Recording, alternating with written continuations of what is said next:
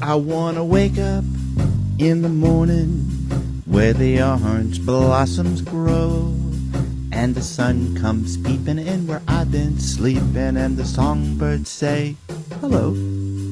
I love the fresh air and the sunshine. It's good for us, you know. So I'll make my home in Florida where the orange blossoms grow.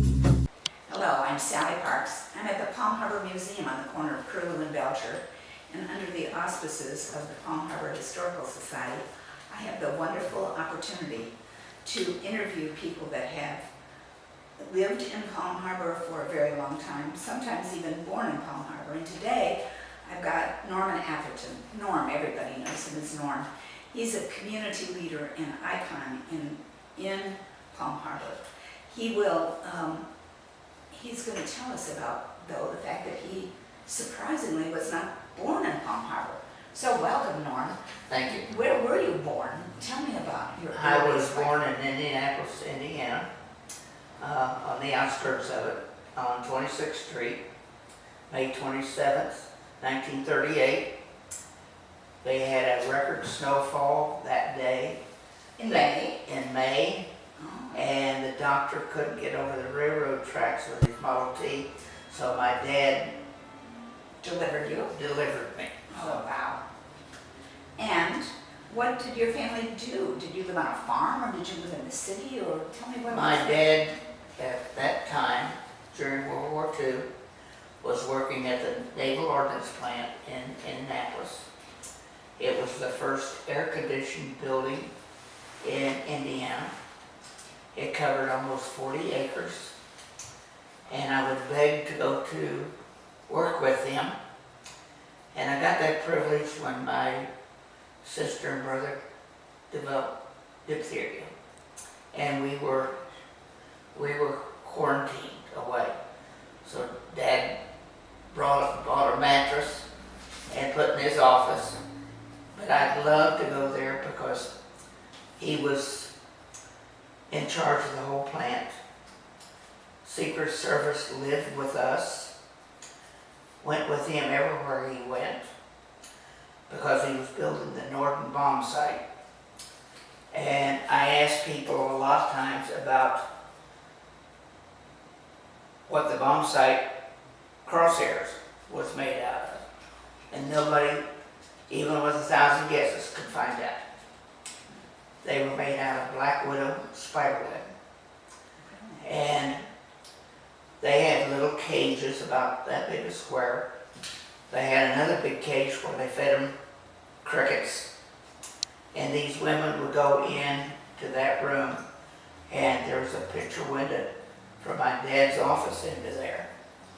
And they would open that cage door, stick a dowel rod in there, and catch that spider, bring him out, and shake him loose. And then take another dowel rod and catch that spider web, take it over and put it down over a frame. And they do that until that spider was empty of web. Then they put him back in the cage, and then they get another spider, do the same thing. And those spider webs are stronger than steel, and they could stand the vibration of the airplane when it was flying, and they would not break. So I love to go down there to watch them women catch those. And I was 4 or 5 maybe at that time. Okay. Well, you know, that reveals once again a lot of secrecy that has to take place during wartime, and your dad was very much a part of that. And you were too, since you were 4 or 5, and we had a chance to see it. So, Norm, let's see about Florida. So, one of these days, I think it was around Thanksgiving time, but I don't know what year, you jumped in the car, and you and your family, of course, jumped in the car and came to Florida. We lived on a farm later on in Indiana. My dad had 26 acres, and part of it was farmable, and he always worked. And the decision was made after the war to either go to Venezuela or come to Florida. And why my dad picked Palm Harbor, I don't know. Maybe he saw some farming possibilities, you think? No, I don't think so, because he was a master machinist, and he had 8 jobs in 8 months, because whenever the project was ending, Sure. people were laid off, and so he went to work for Borden's Dairy in Clearwater. But the reason we didn't go to Venezuela was because there was no place to educate the 3 of them. I had a brother and a sister, and They all recovered from the diphtheria. I oh take yes, it. yes. Uh-huh. So, all right, so you settled in Palm Harbor. Where did you live, and what, besides working at Borden Dairy, what did you do as a child? And how old were you then? I was a freshman in high school. I think it was 1952 that we ended up here. I helped my mother pack a 1.5-ton grain truck from the farm, and the only thing that got broke was a glass top end table. As you were moving from As we were Indianapolis moving. here. And we got into Palm Harbor about 5 o'clock in the afternoon. And I was going to use this as a trivia question one time. What was the restaurant's name at the corner of Georgia Avenue and over 19? Good question. I bet there's not a handful of people that could answer that. Maybe Terry. It was called Kiefer's. Keepers. They had a huge front porch, all closed in with glass. They lived in the back part of the restaurant, and they made the very, very best hamburgers you ever could eat. And that was our first experience. I was raised on the corner of Florida Avenue and 15th Street. The house now has a green fence that looks like grass around it. And recently I asked the woman if I could go through it. And it had been added on to, and there was nothing recognizable. But the basic house was. But the basic house, the house was built by Mr. Ely. He built probably a half dozen block houses. They were all basically the same. And it had 2 bedrooms. Mom and Dad got one. My brother and I got what was considered a Florida room with a curtain on it. And on the other side of the room, my sister had a curtain on hers. So that's the way we were raised. The big thing that I enjoyed doing was riding a bicycle. And you either had to go to Nebraska Avenue, and you could ride a bicycle then. And they had just paved it. It was Brick Street. They had just paved it, and it was nice and smooth, but Florida Avenue didn't go from Florida Avenue to County Road 1. It wasn't put in yet. So you had to go around, and then we get at the top of the hill, and then half a dozen of us would race down to Buster Dickinson Station at Atherton 19, and the last guy there had to buy everybody a Coke. So you raced from the hill at 14th Street, No, County Road 1. County Road 1, over to Nebraska. Well, from the house I went to Florida Avenue to Nebraska, Nebraska back to County Road 1. County Road 1 literally stopped there. North of there, it wasn't County Road 1 anymore. I see.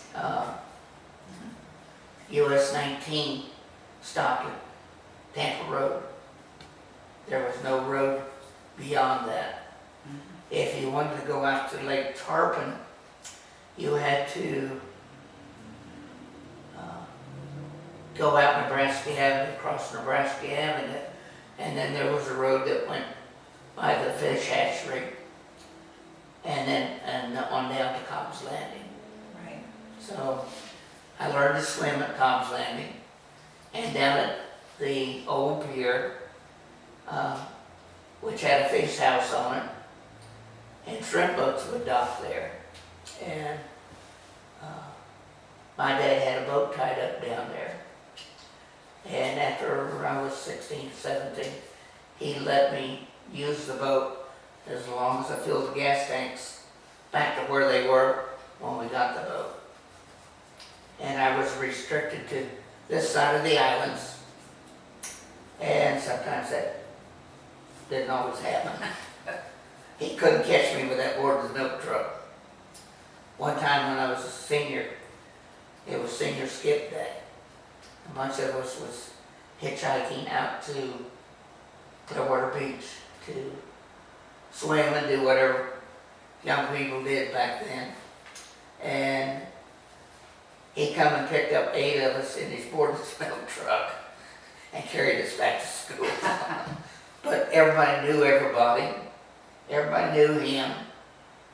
And you didn't dare do wrong, because he'd know about it before you could get home. So, I know.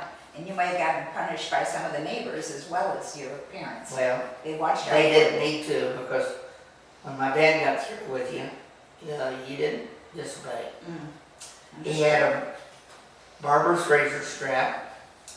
It had a wood handle on it. It had brass fittings to keep the end from fraying. And it was 2 pieces of leather about that wide. And when that hit you, it went, and it left 2 welts. Double slap. And if you hit you real hard, it drew blood.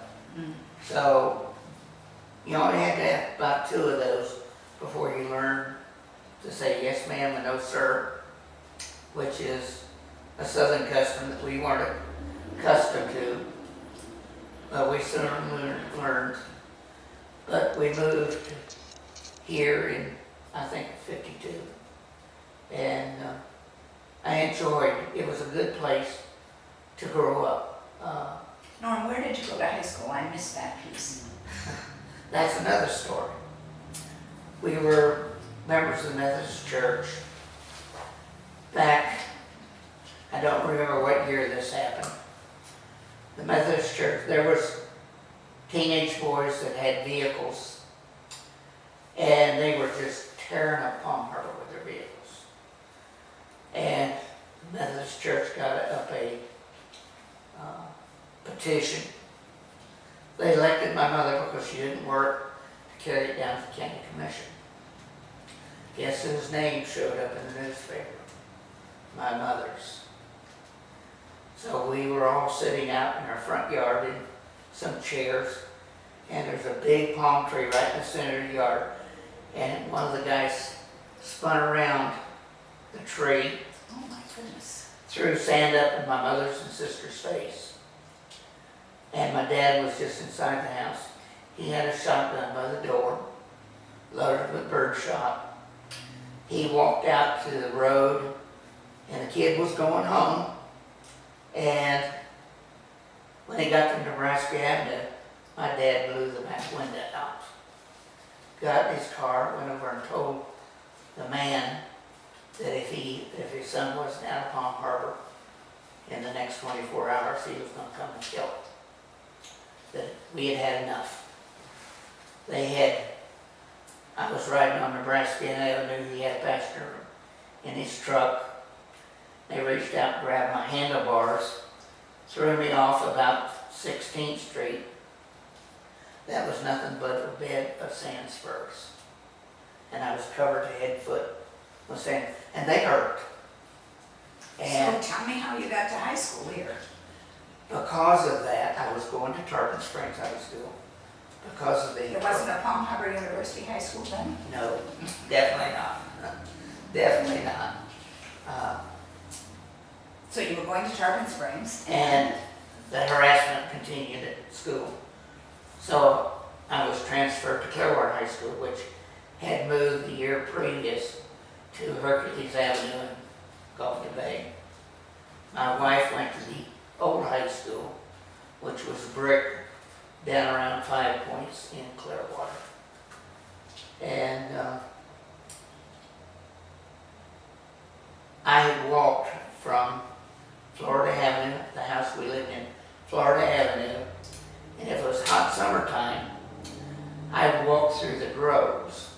I go down Florida Avenue, and I got into those groves, and they were century-old grapefruit trees, and had a total tree canopy over the middles, and that was the rows between. That's what everybody called them, was the middles back then. And I'd walk straight down those rows. Part of it was the billboard rows, and then when I got down close to Charlie Jones's house, you come out on Manning Road, and Manning Road then used to come out right up Candy Road 1, and that's where I caught the school bus. I was not allowed to hitchhike, so I walked it rain, cold, or summer heat. And like I said, if it was real, real hot. But the only time I hitchhiked was when it was raining. And then I would go down to the gas station and wait till it was time for me to be home, if I walked. So you graduated from Clearwater High School? I graduated from Clearwater High School. And then I think shortly after that you went into the service? Into I the Army? I went and signed up right out of high school. Wasn't 18 then. And I had to wait till September 9th to be inducted. And took my basic training at, can't remember the name of the fort now. But because after basic training, I was due to be shipped out to Germany. And I would have been in the same battalion, not the same company, that Elvis Presley was in at that point. But because I had a cavity in one of my teeth, they put a hold on me, and I was sent to Keflavik, Iceland. I was fortunate to be one that could go just about anywhere on the island. Most people were restricted to the base. Iceland, the capital is Reykjavik, and they were mostly communist at that point. And I was in the 2nd Combat Battalion, assigned to the Globecom building, which was a communication building. The radios were so strong that I literally took a fluorescent bulb and hung it from the ceiling with string. And when that radio was on, that light bulb would light up. Wow. Because of how strong it was. Also in that room was a red telephone that was connected to the White House and to NORAD in the mountain out in Colorado. Well, I heard it ring once. Norm, did you find a certain irony that here's a Florida boy that's stationed in Iceland? Oh yes, I think it was delivered on a military's part. Right. So you stayed in Iceland for 1 year? 1 year and 1 day. And then what? Then I was shipped back to, I had no choice because that was hardship tour. And I was shipped back to Fort Stewart, which was the closest one home at the time. There was no forts here in Florida. Where is Fort Stewart? It is in Hinesville, Georgia. Oh, okay, in Georgia. It's on 301. So what did you do there? I run the craft shop. I had choice of duty. Wow, sweet. I formed a flying club there, took basic lessons, but we got the airplane in just as I was discharged, so I never got to fly.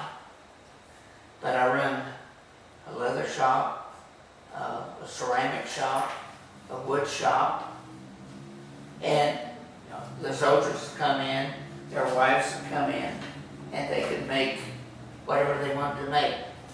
A lot of the men made furniture.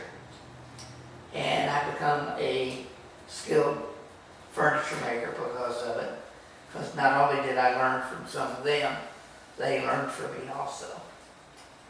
Well, leave it to you to organize something, because you organized the Flying Club, and obviously you probably enhanced the craft shop a lot from where it Oh, was. yes, yes. So that was what you were about. So is that where you left when you were When I was discharged? discharged, I come back to Palm Harbor. I took all my leaves and come back to Palm Harbor and construction. It had a band around the foundation, substantial. All the lumber was cut at the sawmill in Palm Harbor, which is in Florida Avenue and over 19, where the golf cart place is today. Well, no, it's a brewery now. Things have changed. But So what happened to Duncan's house? Tell me about that. they went to move in. They had the electricity turned on. They had the water turned on. And there was a leak in the wall. And the plumber come in with a torch to solder it up and repair it. He set the house on fire. The only thing that had water in it back then was a shrimp truck that was stationed in Ozone. Had salt water in it. They tried to put the fire out with it, and these old houses had turned to hard pine, which is so hard that you can't drive a nail in it. You have to drill on hard pine before you put a nail in it or a screw, because it stripped the screw head out trying to get into it. These termites can't even eat it. And of course the house burned down. The whole community was out. My dad was a member of the Lions Club, so was Milton. In fact, it was the only club in Palm Harbor at that time. There was two churches, Methodist Church and a Baptist Church. There was no other churches in town. You were one or the other. And So the Lions Club got together Mhm. and went to the county and asked them to build a fire station, a county fire station in Palm Harbor. And one of the commissioners literally said, orange groves don't burn. We're not going to build you a fire station in Palm Harbor. All right, now I'm going to interrupt you here because I want to talk about, for just a minute, we'll get back to the fire, that's for Okay. sure, a big part of your life, but I want to talk about the Boy Scouts. Okay. Because you talked to me about your experience with the Boy Scouts, and I've known you for a long time, Norm, but I didn't know that story, so I want to hear about your joining up with the Boy Scouts. I was a Boy Scout as a child, and Roy Troutman was the scout leader. He was the second person ever to be a scoutmaster. So he went back to the days it was founded, and it was either Nebraska or somewhere out in Midwest then. Oh, you're talking about the whole country? Yes, the whole country. And he was up in his 70s or 80s when he was our scoutmaster. I had treated the rank of star, never made it to Eagle. Much too much work. And after I got out of service, Roy come to me and he said, "I want you to take over as scoutmaster." And I told him that I'd think about it. I went to work for Publix. And we were closed on Sunday, so that would allow us to take boys camping at least one day a It was week. the old Blue Laws days, Yeah, wasn't it? Yeah, Blue Laws meant the stores closed on Sunday. right.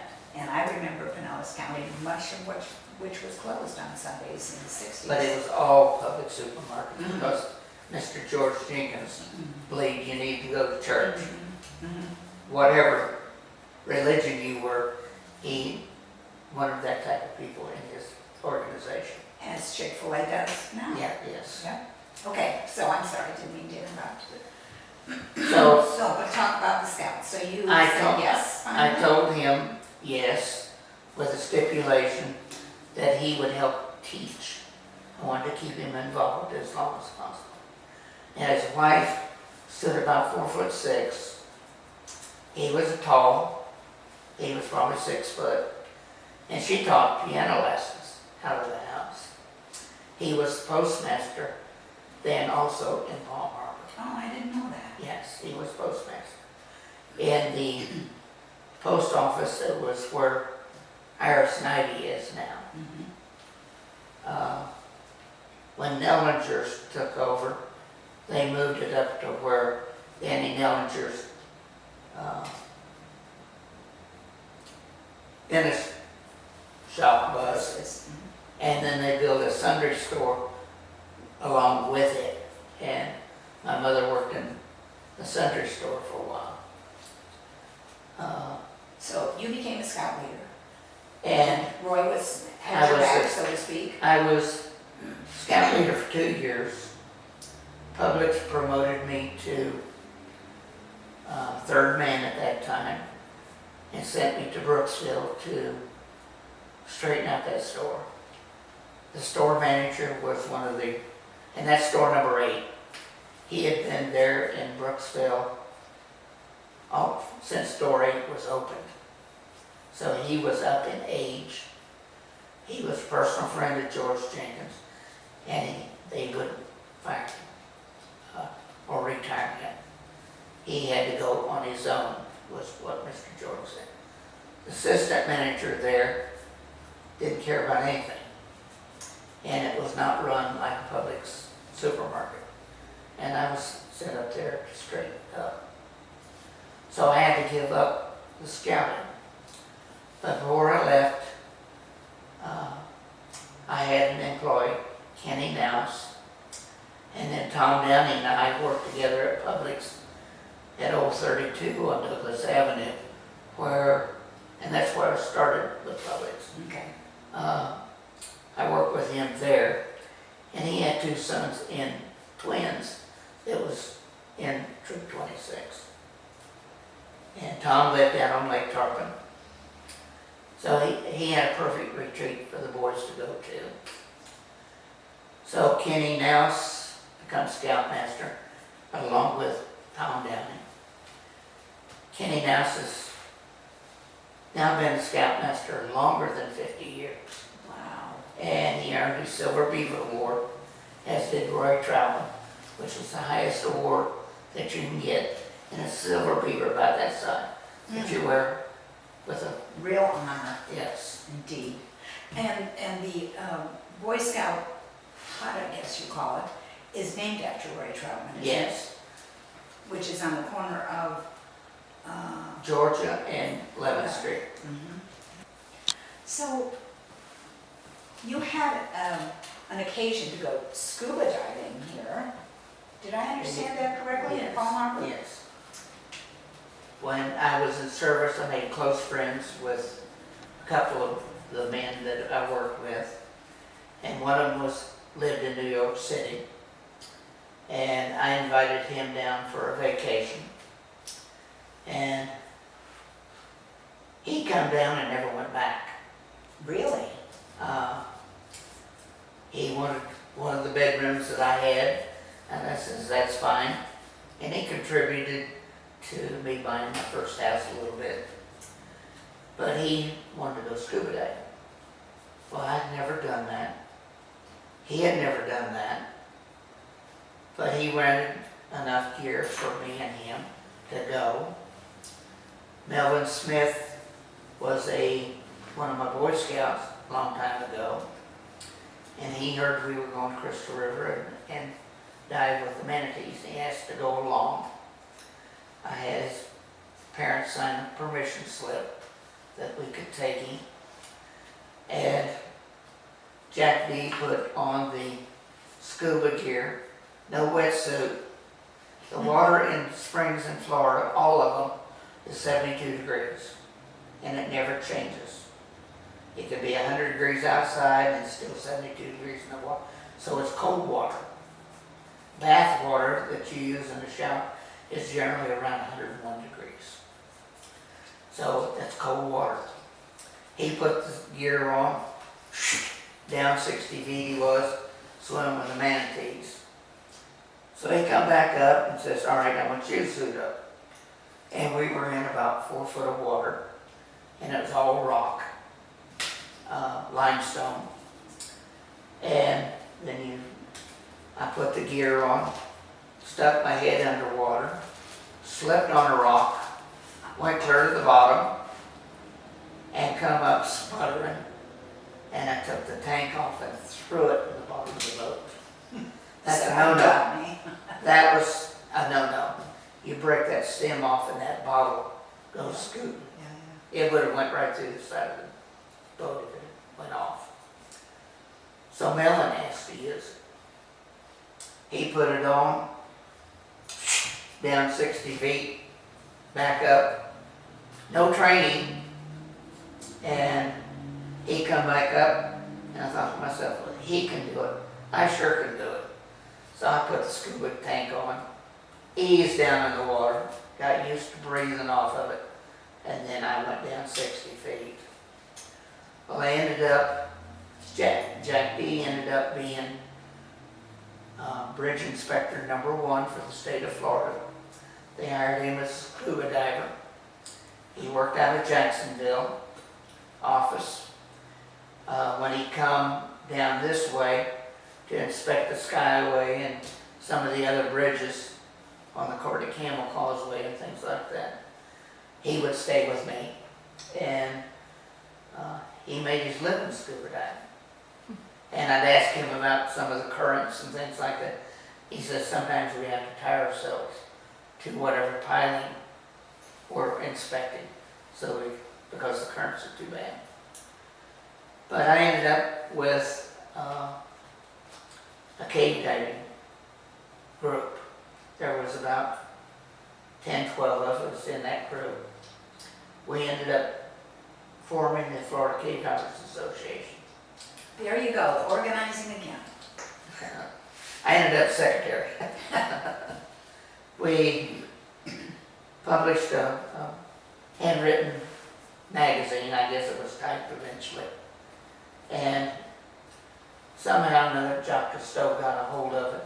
He heard about the caverns in North Florida and wanted to film it. He contacted us, and I actually went out and climbed aboard the Calypso out in the Gulf and brought him up the river as far as the Calypso could go. Right, what river? Crystal River. Oh, Crystal River, okay. And he filmed the manatees there because the water was very, very clear back in those days. There was no fertilizer, there wasn't a lot of lawns that No contributed, runoff, yeah. and no runoff.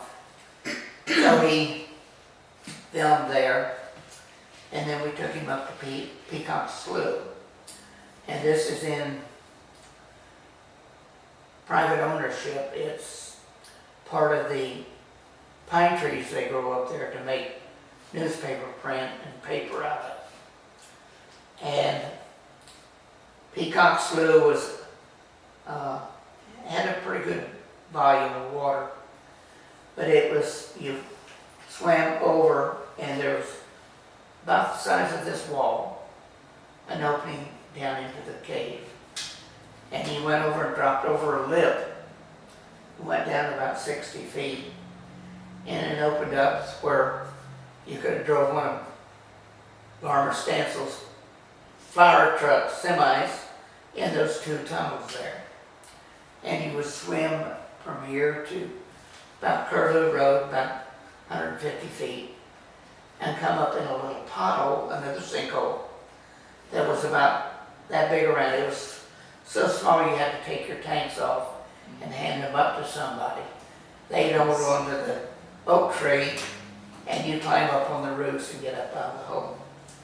And after that was over with, Jacques Cousteau told me that was the scariest dive he'd ever been on. Wow. And I want you to tell me, because it has such a reputation in the area, about the Blue Sink. Blue Sink is about 135 foot deep.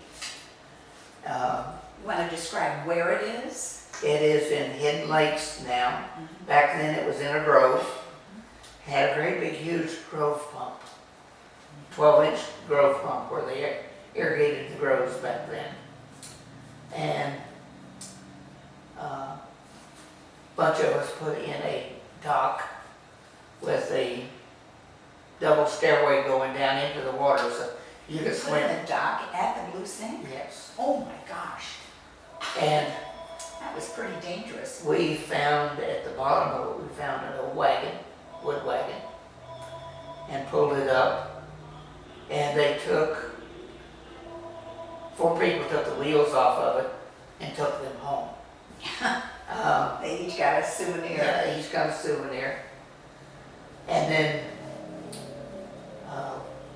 kids would steal cars, generally off the Bay car lots, drive them to Blue Sink, and then to keep from getting caught, they drive them Dump off, them in there? dump them in Oh there. my gosh. I helped bring up at least 4 cars out of there. And they generally end up upside down.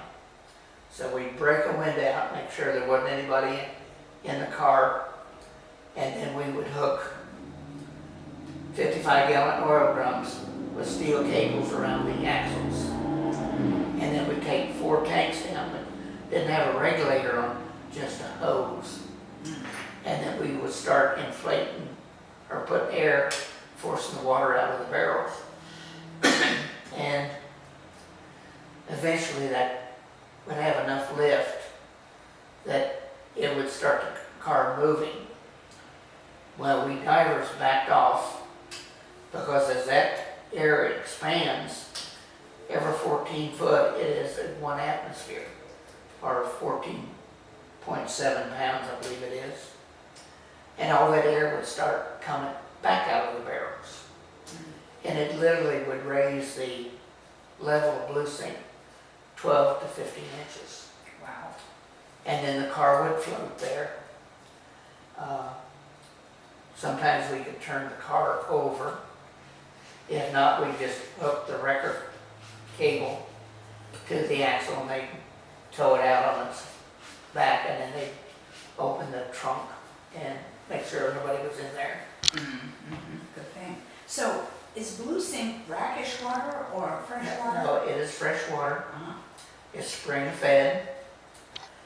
There is one little channel that comes into it, but it's not big enough for somebody to get into it with a scuba tank.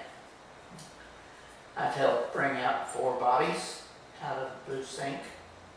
Of people that try to swim there or People that try to scuba dive without instructions. Uh-huh. It's a very, very dangerous sport. If you go down 35 feet and come up and you don't exhale, you're going to blow the bottom of your lungs out. It's that dangerous. So, Blue Sink is pretty much roped off, but it's still there, isn't it? Oh, it's still there. Man bought it and built his house out over the water, which if he had just asked somebody, we would have said build it on the other side. You got even a better view. But it's got like a cliff face on one side. And then the Blue Sink is small at the top, like most of them are, and at the base it's about 150 feet wide. So did kids swim there just for fun? Oh, I mean, that we was swim like a there as a swimming kid. hole, right? It was swimming, and that was before the dock was there. The scuba divers put the dock in. Right, But Wally Sutton's house was even beyond that. And of course, we would drive our cars back there. It was an old sand rut road. And it That's before Hidden Lake was even Oh, there. yeah, I mean, oh, absolutely. Subdivision. Uh-huh. And then he would run us out. He'd come down there with a shotgun in his hand. I don't think he would have ever used it. But he'd run us out not because we were swimming, because he didn't own the Blue Sink. That was part of the grove. But because we were rutting out the road and he couldn't get in and out. That's what upset It's him. interesting to see those old photographs, isn't it, and see how, whether you're talking about around Cobb's Landing or around some of the other groves that were here, But people driving those roads, rainy days, and they just rutted the roads. I learned to swim at Cobb Acres. I had a close call one time. I was just barely able to swim. And my buddy swam out to a wooden platform and was diving off of it. So I said, well, I'll swim out to the platform. It was farther than what I could swim. But I finally got out there, and then on the way back, I went under. Fortunately, my foot touched the bottom, so I pushed up off the bottom, dog paddled, and finally got out of there, but it was a close call. I want to leave plenty of time to talk about your experience with the fire station, because building a fire department from originally just a volunteer fire department without really having any equipment to speak of. Tell me about that. I'll start at the very beginning of the Please fire do. department. Absolutely. It was started because Milton Elger had a house on Virginia Avenue that caught on fire and burned because of a plumber. They had lost the schoolhouse on 15th Street to a fire, and the county rebuilt that, school board rebuilt that. The hotel on the top of the hill caught on fire and burnt. That was So- on 14th in Florida. Yes, and the brick was salvaged out of that fire, and they built a Methodist church with those bricks. Oh, I didn't know that. Yes. That's why they have trouble keeping paint on the outside. Right. But to get back to the scuba diving, I just want to clarify. back to the fire department. Let me just clarify that when we talk about the old Methodist church, it is now the Reba Sutton Chapel, Yes. right? Yes, The church correct. we're talking about, not the one that's No, on no. Belcher. Just so people kind of are oriented to that. Okay, so, all right, so a lot of incidents had happened that were fires that you'd already been rejected by the county commission, right? Right. Somebody correct. had. So Groves don't burn, right? the groves don't burn. And every time I tell the county commissioner that, they cringe. Really? I can say that good-naturedly now, but back then it was a very, very sore subject. So we went to Lester Dicus in Dunedin, and he drew up a state charter. And back in 1956, we were chartered as a state fire district. We collected money originally as was a volunteer. We'd go door to door once a year with a boot in our hand and collect. We asked for $10 per house, and that was to buy gas and batteries and whatever we needed. You didn't have a professional, Oh, absolutely not. professionally skilled, It was trained people. mechanics in the garages and anybody that was in town that could hear the siren. Where was the siren? The siren was down by Pop Stansel's garage on the corner of Illinois and Auburn 19. The fire truck was kept under the lean-to there, and there was a switch in a wood box, and you would turn it on, and it was a 5 horsepower motor on it, and it was supposed to be 3 longs was Crystal Beach, 2 longs were Ozone, and 1 long was Palm Harbor. But when the adrenaline is running, you went up and down, up and down, up and down, and we would let it wail so that we had volunteers from Crystal Beach. They showed up from everywhere, huh? And they showed up from everywhere. In fact, the complaint was that some of us got to the fire station so quick that the mothers had to run. When they heard the siren, they run and got the kids off the street because they knew a neighbor was going to the fire station. Lickety split. So, okay, so let me back up a little bit. You built a fire station? We had the lean-to.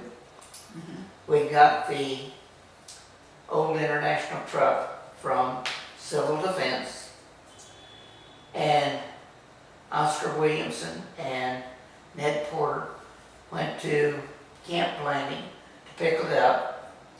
It was a flight Where's run. Camp Landing? It's near Jacksonville on the St. Johns River. It's still in use, the Camp Landing is. And getting the fire truck from Camp Landing to They had to tow it because it wouldn't run. They It's could not in not. good shape. And one of the best mechanics out of Palm Harbor went. So I don't know whether Ned towed it and Oscar rode in the truck or vice versa. But they towed it back to Palm Harbor. And the brakes on that thing was not very good. So they had to be very careful. And of course, interstate wasn't there at the time. So they had to come back 301, cross over in Ocala to get to 41, and then take it down to 54 and come across 54. A slow route from, A slow route. And it was a horrible journey, they said. Horrible time. yeah.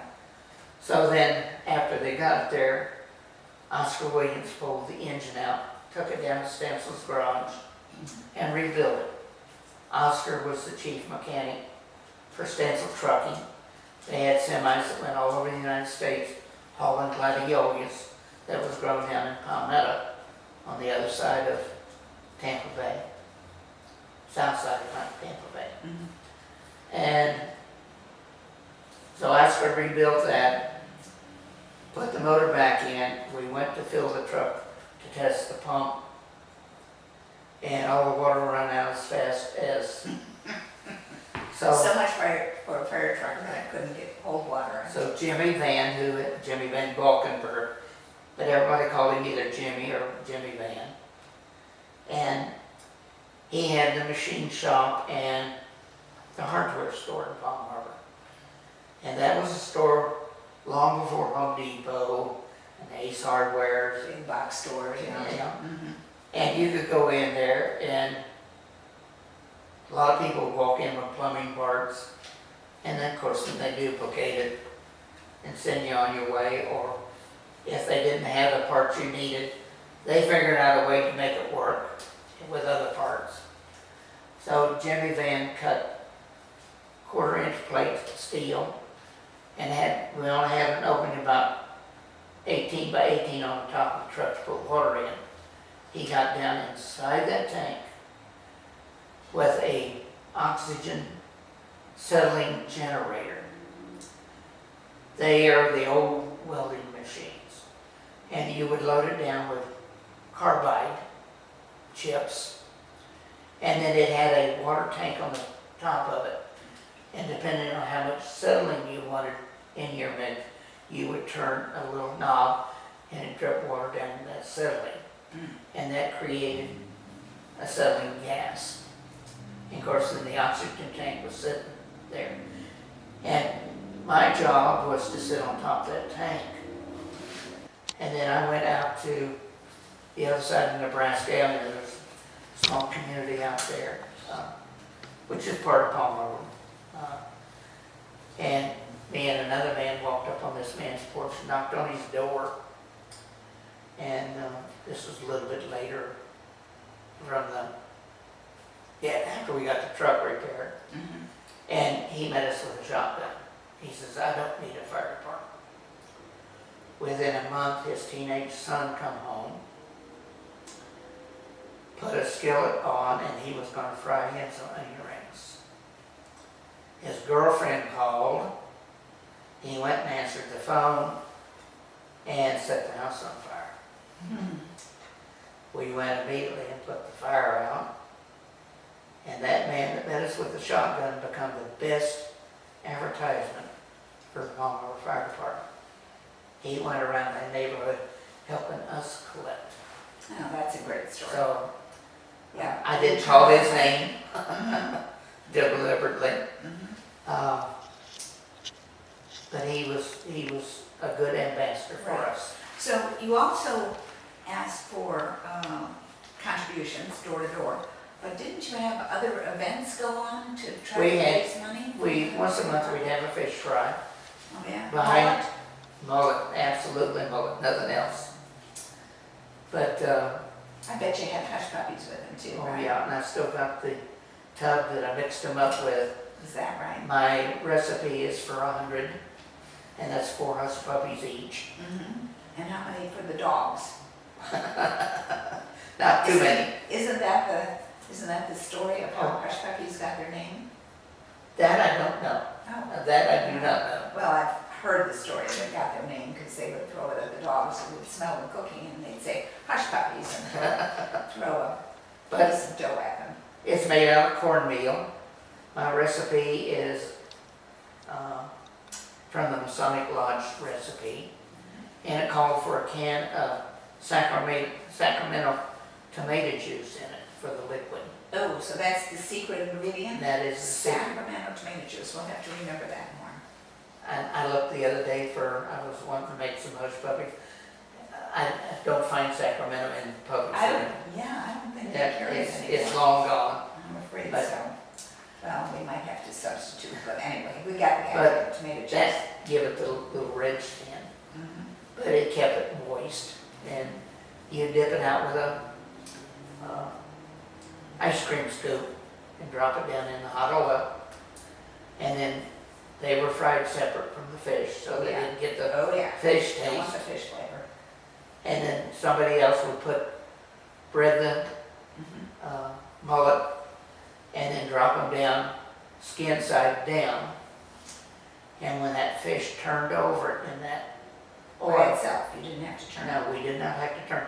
When it turned over by itself, it was time to take the fish out. It was completely done. Took about 7 minutes per fish.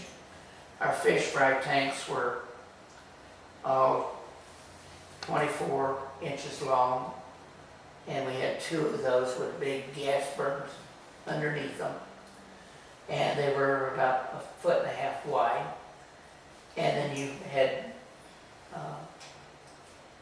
like a strainer lift thing, Mhm. Drain, yeah, and drain them, and then put them over in the pan, and then you had a serving line, and we would have yeah. So where did you hold these fish fries? directly behind where Station 66 is now. You know, you talk about Station 66, I don't have a clue where that is, and I think I know most of Palm Harbor Fire Station. That is at Illinois Avenue Mm-hmm. and 12th Street. Mm-hmm. Almost in your backyard, It is in my backyard. literally, right. Uh, Okay. But there was a building there? There was the land was donated by the Walters family Oh, to the Women's Club, and the Women's Club built a tennis court where the parking lot is now. mm-hmm, There on Illinois and 11th Street. mm-hmm. So literally during the Depression, they gave that land away because they couldn't pay the taxes on it. I see, so that's, And then they got it, the women. Then the Civics Club bought out the Women's Club, and it was torn down, but we used the Women's Club to mix things in and for the fish fries and things like that. So did people just walk up to the fish fries, or did you sell tickets in Oh, advance? Or? well, sometimes we sold tickets in advance, Mhm. but everybody knew what weekend it was going to be, Mhm. and it was every, say, the last weekend of the month. It Do you made remember how much it cost to go to a fish fry? $5. Mm-hmm. And on our 50th anniversary, the fire department, I asked the board to approve us having an old-time fish fry and only charge what we charged them. Mm-hmm. After the fire department was organized as a special district, we went back to the legislature and got permission to charge a tax or I forget the word I need. But you became a taxing authority, is We- really what it was. We had the ability to tax so much per home, so much per gas station, so much for every pump they had, so much for square footage of buildings. And that, we kept that until, for probably 10 years. Went back to the legislature and got permission to go to the polls and incorporate and charge ad valorem taxes. Well, the first year, we let the county commission word the proposal. And it was very, very confusing. and it went down into defeat. The following year, I was chairman of the board Chairman of the board out. of the fire commission. I had run for the commission because they were building 6-7 up at Innsbruck. Innsbruck donated us an acre up there to build a station on. Because they needed it. Because they had those 3-story condos in there, and they didn't want any of them burning down, and they wanted us close. Mhm. So that station was built, and because of that station being built too small, we had members on the board that did not want Palm Harbor to grow. Some of the real old timers. And 2 of them were on the board. And they convinced the board to build that station with the living quarters very, very small. The kitchen, after you got the sink and a refrigerator in it, if somebody was standing at the sink or the stove, you couldn't walk to the refrigerator. It was so narrow. And it was a joke. And I tried to get them to change it. Those men spend 1/3 of their lives in a fire station, literally, for 20 to 25 years, some of them even 30 to 35 years. And they need better orders than that. So I ran for the board and was elected. And What year was that? 1981. Mhm. And the first thing I did was try to change the plans, but it was already let out to the construction worker. And one of the photos in that book there shows me at a groundbreaking Mhm. and 467 or at Innsbruck. And too late to change the building. We have since put almost a $500,000 structure out in front of it for them to have, or behind it, I should say, for living quarters. Because it was totally inadequate. And you put 4 men up there, and then 4 men that got to cook their own meals. So it made it impossible to be a serviceable building. Tell me what a firefighter's life is like. Do they work 24 and then off 24, or how? They work a shift of 24 hours. After 6 o'clock, they're, quote, unofficially off duty until an alarm comes in or a run. But they're still on site? They're on site. There's beds where they can sleep after 9 o'clock at night. But they've got to be up, dressed, and in their bunker gear, and in a fire truck within 1 minute of the alarm coming in. And they work 24 and then And they're they work off?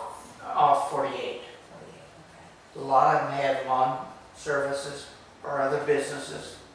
One of our men has a pest control company, and his wife runs it when he's on duty. okay. Sure. And like I said, they spend 1/3 of their life there. Norm, describe what bunker gear is. That is a fire coat that is lined with felt.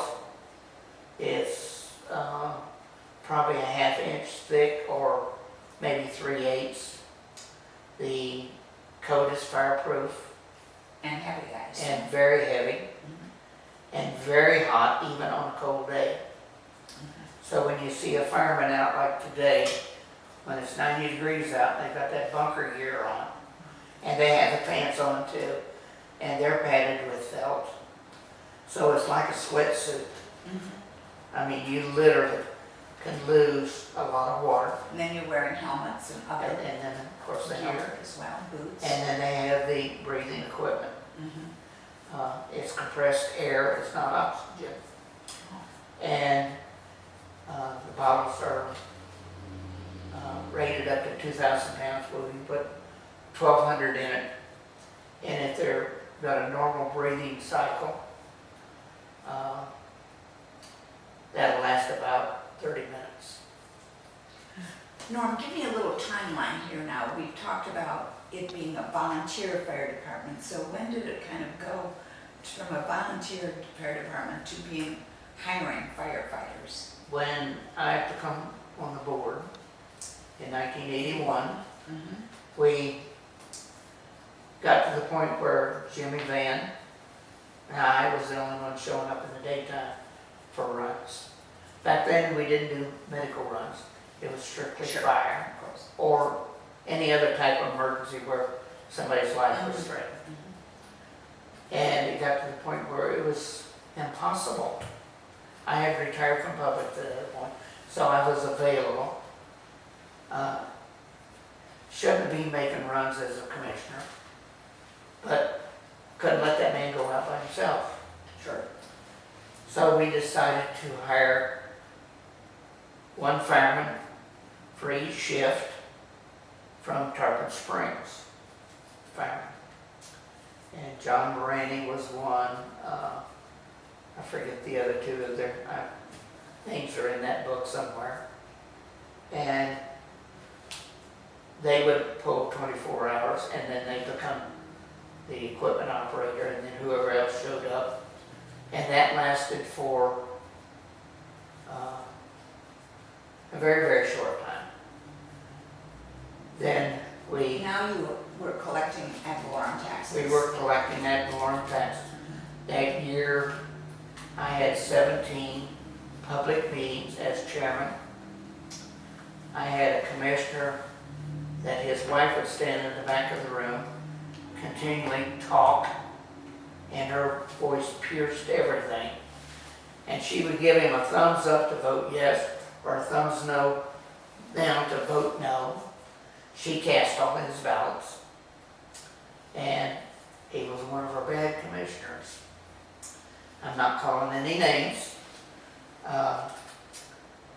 but I had her escorted out by the sheriff's department out of the Presbyterian church, where we had probably 100 people in attendance. And we moved these meetings all over Palm Harbor, Ozone, and Crystal Beach. And So the point of the meetings was to get the inform voters, to inform them about what the tax rate was. people? Okay. And we set the tax rate as 2.5 mils maximum. So how much did that generate in the first year that you were finally getting it? Any idea? $100,000? Probably 140 maybe. So then you were in a position now to start hiring people. Yes. And And that a was, chief, right? we hired Chief Dennis in 1981 when I was on the board. He was the first permanent person that we hired. And then he hired, as his employee and administrator, Dawn Novicus. She ended up, and this is a funny story, we still had volunteers at that point. And she was a good-looking young lady, just fresh out of high school. And it was her first job. And they would take 1.25-inch hose in a roll, and they'd call her out to watch to see who could roll it out the straightest. Well, she ended up marrying the man that rolled out 2.5-inch hose the straightest, Craig McCuba.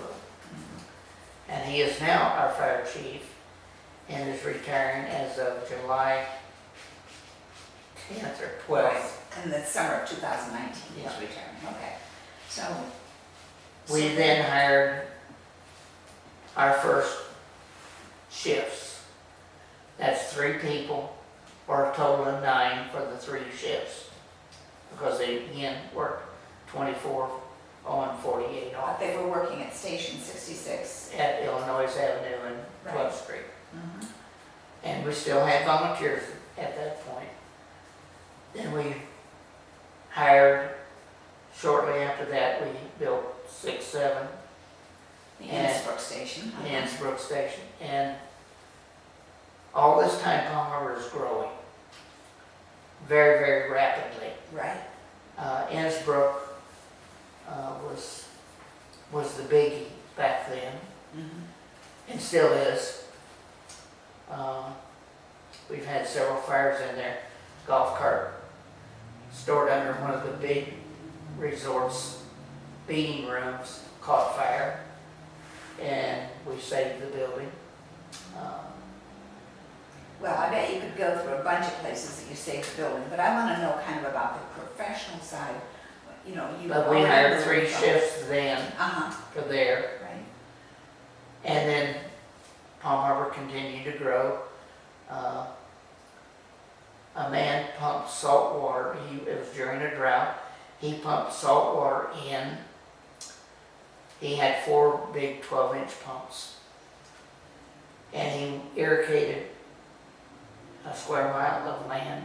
And back then, in fact, I helped lay these pipes. You'd lay these pipes. Some of them were steel, some of them were aluminum. They were about 6 inches in diameter. For irrigation purposes. For irrigation purpose. You'd lay that down the middle and let it run for about 6-8 hours. You move it over to the next middle until you got the grove totally irrigated, and you start all over again. And he pumped salt water into his grove and killed it. He made a deal with First Federal. There goes. I think we've got a little sound effects in the background. Yeah. That's my guys running. Yeah, yeah. Probably an accident. I think so. They, once we got 6-5, after he killed his grove, he went to First Federal, and they made a deal where he would subdivide that land. They went in and put in a package sewer plant, put in fire hydrants, which we had very few of back then, and paved the roads, had a public park in the middle of it, and houses popped up real quick and snapped up real quick. And all the grove owners' children, not the grove owners, because every tree out there was one of their babies.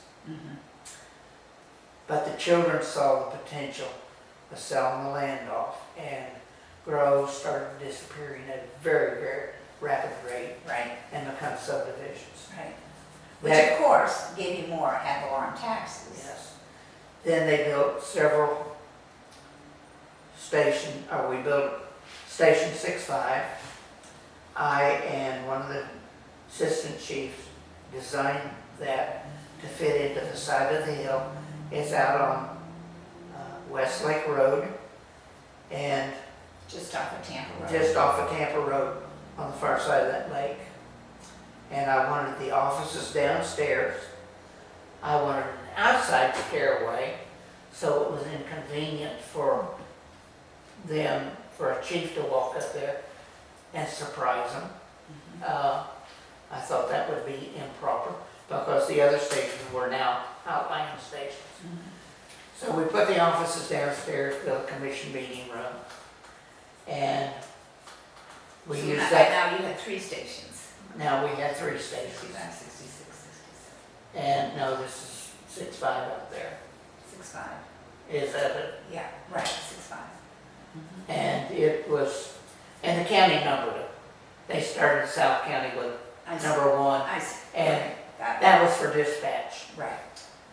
We have county dispatch, that dispatches all the fire and sheriff, and eventually, or maybe it's already been moved to the sheriff's department now for all dispatch. So Norm, But when we built and designed 6-5, the board put me in charge of supervising the construction. They give me leeway up to $10,000 to make changes, to keep from having to have so many meetings. And when they dug back into that hill, we found out that there was what we call sheet flow of water that was running into that lake. And out on 19, there's a building that's not open, and there's a parking garage there. There's a big lake back there, I didn't know that. and it's spring fed. Wow. And That's that sort of abandoned building. yes, Oh my gosh, I didn't know that. so that water flows, just a sheet flow, just above the hard pan. Well, that become a problem. And the foundation for that building, the fire trucks could only be sitting right there on that wall of the meeting room. So they put a footer in that was 12 foot wide and 2 foot deep, and then it had a T on the bottom and then stuck up 4 foot. And I told the contractor, you're not to pour any concrete unless I'm on the job site. I wanted to make sure that steel was put in correctly. He started pouring and had about a third of it poured when I got there. And I ran back to my truck, picked up the plans, and the rebar was 2-inch rebar and had to be bent by a machine that was so heavy. And it stuck up about 4 foot. And I told the contractor, called him over, and I said, rebar's in wrong, stop the pour. I can't stop that pour, he said. I've got 10 trucks up there with cement waiting to dump it. Right. I said, you're gonna stop it or you're gonna dig it up. And so we called the architect. Architect backed me up. And they got in there with boots, reached down there, unwired it, turned it around the best they could. Didn't rewire it, but it was still sticking up, turned the right way. And that was to keep that wall from kicking. And the T on the bottom of it was to keep it from kicking. Then we had that water backing up to that foundation. Well, they put 12-inch, that building was built back then with 12-inch block. And then they filled those blocks. And then it didn't call for waterproofing, but because of the sheet flow, I made them put French drains in that would collect that water behind that wall, because the water could have pushed the wall out. And that drains into a lake by 6-inch pipes. So you oversaw it. It was a huge project, obviously, because of the environmental issues that you had to deal with. And there was some change issues that had to be done. And I called a board meeting at the site so that the commissioners could see. Knew what was going on, And what you were dealing with. I called, it was about a $15,000 change order that had to be done, that the architect hadn't caught. But when I pointed out to the architect, he said, you're right. So I called a meeting. One of the commissioners showed up. I was the commissioner and one other commissioner showed up. This man didn't want to vote on it because of the dollar amount. He walked off, so I didn't have a quorum. The authority to take So I took it on my own, told them to make the change order. Had to be done that day. And then I verified, and at the next regular meeting, I would verify all of these and the board would vote approval on them. And they did that? And they did that. Good. Those are the 4 fire stations. Uh-huh. I literally took a Chamber of Commerce map, sat down with it with a compass, set on the scale of the map, and I placed the point, and then I draw a circle, and then I draw another circle, and another circle. And I figured out we needed 4 stations for Palm Harbor. And then we went, of course, 6 was already there. And the other 3 station was built on trying to give all the outlying areas within 4 minutes of response time. 4 minutes is a long time if you're having a heart attack. Sure. Or 4 minutes is a very, very long time if you've got a fire, because it doubles every minute. Each of those stations have approximately how many people working at them? I'm talking about now. We have at 6-5, we run a squad out of there because the runs are so heavy. There,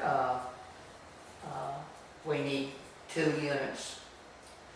And then the fire engine, and we run ALS, Advanced Life Support, and we have paramedics on board each of the trucks at Station 6-5, and they're manned, 2 men on the squad and 3 men on the fire truck, so that's 5 men at that station. Station 6-7 is where we have the aerial, and we have it out there because of all the 3-story structures in that area. Of course, it's When you're talking about aerial, you mean a fire truck? a fire truck that has, The ability to go up several stories. I think it's a 75-foot ladder, Mhm. maybe a 100-foot ladder on the new one, that reaches up and we can Mhm. get to windows on the 3rd floor anyway. Right. And that takes 4 men to operate that. I see. The other stations have 3 men. If somebody needs to make up time,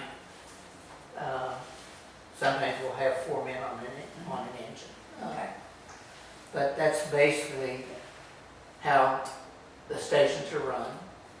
So we you have- talk about men, but you have female Oh, firefighters. yes. And And probably the better term to use is firefighter these days rather than firemen, right? to be politically correct, yes. Oh, they're not all. The women have to qualify just like the men do. Of course. And if I've got a trauma situation, I want some of the gals because they are the excellent paramedics. Mhm. Not that the men are bad. Right, I understand. I have got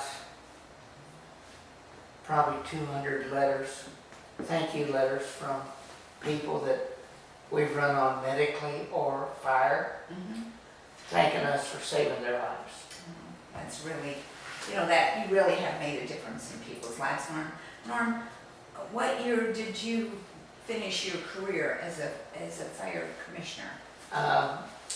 In 2018, I had an election coming up. I ran, but I ran half-hearted because my wife's got some medical problems. And I've got somebody with her right now. So you went from 81 to 2018. Yes, I What had a 36 years elected. Is that the longest? That's the anybody- longest of any elected commissioner in Wow, Pinellas County Wow. and maybe the state of Florida. wow, that's very impressive. I beat Old Sanford Jasper finally. Is that right? Oh, that's good. And I know you know him. Yeah, absolutely. So I just want to go a little bit on the personal side. So early on in this interview, you mentioned that you met your now wife at Clearwater High School. Is that, did No, I no, understand no, that? no. No, I'm sorry, I misunderstood. I had her 2 boys in the scout troop. Okay, And the youngest one, I had a boat. He wanted to water ski. And he come up and asked me if we could go water skiing. And I said, only if your mom and dad okay it. So I went down and knocked on the back door in the garage.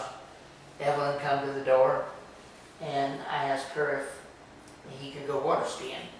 She said yes and disappeared back in the house. She was very, very private person. She didn't mingle too much with people, and shy and bashful is, I guess, a better way to put it. right. And then after Eddie did it once, he wanted to do it many times, and we'd take the boat out to Lake Tarpon, and he got to the point where he could ski barefoot all the way around the outside of the lake, Wow. barefoot. I could get up and go maybe 200 feet or something before I fell. But when you fall barefooting, it hurts. I know, I've done it. And then we used one ski, a slalom ski, Yeah. and we could jump the weights with those and things like that. And when Get to the story about Evelyn, please. okay, so eventually I didn't know her very well. The youngest son went to college in Searcy, Arkansas. It's a Church of Christ college, and of course we're members of the Church of Christ. And he went there, and he called me, and I was living in Brooksville at the time, up at Brooksville Publix. He called me and he says, "I'm coming home. I got in trouble, and I don't want Mom to know." And at that point, she was a widow. Her husband was Gene Walters, another one of the men that I put up on a pedestal. Got to know him from having coffee up at the Sundry store at Florida Avenue and County Road 1. And then their little coffee shop down at 11th Street. And the lady lived in back, and she'd have Cokes iced down or candy bars and things like that. So, but you had become kind of a surrogate father to Evelyn's son. Yes. So he called me one day and says, and I was in Brooksville, and he says, "Will you go by and check on Mom? I can't get her on the telephone." So I went down. She was out in the yard raking leaves. Her hands were bloody. And so I took the rake and I started raking leaves, and I've been raking leaves ever since. We fell in love. I asked her to marry me, standing in her kitchen at the time, and she told me no. And you know me, I'm persistent. Yes, you are. I insisted, and she agreed. And one of her friends and her friends, and then he told her, because I was selling real estate for Don Volk part-time, that I was, no, that's a separate story. There was a church member that told her she didn't ever want to speak to her again. She married me because, number one, she didn't know me. So after we married about 6 months, she invited us to their house for dinner. I didn't want to go. Literally didn't want to go. But I went. And we sat down at the table. There was iced tea on the table. And guess what I did? I spilled the iced tea. And that woman said, "Now you're human." So we become close friends with them again. And So you got the stamp of approval. I got the stamp of approval. Good. And So how long have you and Evelyn been married? this August 22nd will be 50 years. Oh my goodness, August 22nd. Well, congratulations. And you've been a wonderful team. I know she has continuing health issues, but I wish you all the best. So kind of wrapping up, Norm, I just want to ask you this question. So what are your hopes and dreams for Palm Harbor? You've got so much equity invested in this community. Well, I've become a member of the Merchants Association because of my sharpening business. And they had given up streetlights. And as you know, I take no for an answer, never. And I come out here to the museum, work with Rick on getting that grant to rehab this place. And I asked him to write the grant.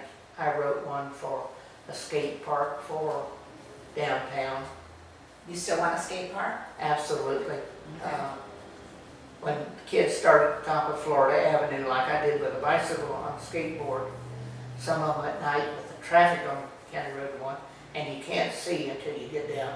I understand. I hear you. And it was dangerous. And I was walking my dog one night after dark, and you've got Omaha Circle, and I heard this kid on skateboard. My dog was halfway across 12th Street. I called her back just in time, or that kid would have injured my dog, and he would have went flying, because they're going about 20, 25 miles an hour on the skateboards down Florida Avenue. Perfect place to skate. So skateboard is one of your hopes and dreams. Yes. What's the other? The other one was to get street lighting. Complete. So I come out here, like I started to say, and work with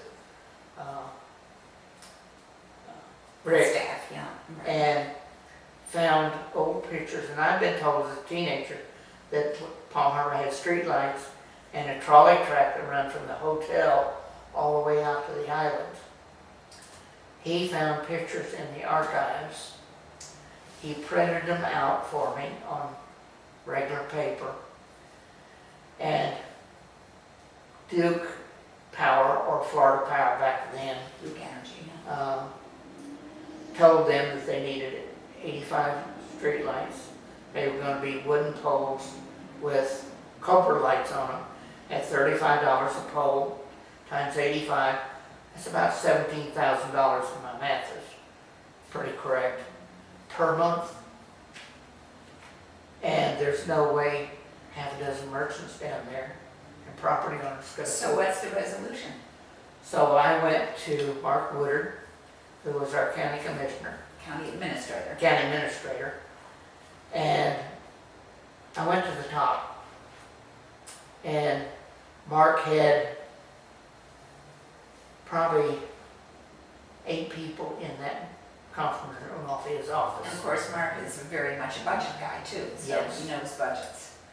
So I told him what the problem was, and the only thing that I asked him for was permission to use county right-of-way, put the street lights up, and to use the conduits that the county put in for street lighting that never got used because the merchants couldn't afford it. And he says, I don't know why not, but work with these county engineers. So I went out and he helped me find maps of where the conduit was in the ground. I went back to the merchants. They had enough funds to order 4 street lights. And there's a story on the street lights. I worked with the Merchants Association. And I took one lamp post down that was ugly. And I took one down, was up there right now, which was my choice. And I gave them a choice. Of course, they picked the pretty one. And they bought 4 of them. We put 4 of them up. We bought another 10, and we're going to use the funds for another festival to pay the contractor to put them up. And it got rained out. So we stored 10 lights. Are they still in storage? Now, they have been put up. Mm-hmm. I went back to the county through Dave Eggers and got a BP grant for $234,000 to put up more street lights and to re-landscape Florida Avenue. Some of the shrubbery had died, some of it didn't grow well. There was weeds growing. So where we're putting up street lights, they're putting brick pavers down, street brick down, and taking that up. And So your dreams are almost fulfilled, aren't they? we now have 39 lights up. I'm not sure how much money we got left, but I ended up receiving the Lifetime Achievement Award from the Chamber of Commerce Palm Harbor Chamber of Commerce. because of all the things that I had done. Yeah, it wasn't just that, of course, but that was a big piece of it. But I was worshipful master of the lodge for Masonic Lodge. Masonic Lodge, Scoutmaster. You have a whole list of credits, most of which we've had a chance to review, and of course your long history with the fire district and fire department, and even part of the state fire organization, I know. Norm, you really are an icon, and you are a person who is kind of a go-to person for a lot of people that can help resolve problems. We've had the good fortune of interviewing Norm Atherton today. Norman has lived here, well, he's practically a native son. So we're glad to have you, Norm. I consider myself a native of Palm Harbor. That you should. Thank you very much for being a part of this. Again, this is Sally Parks from the Palm Harbor Museum located on Belcher and Curlew in Palm Harbor, Florida. Thank you. And I'll make my home in Florida where the orange blossoms grow and grow. So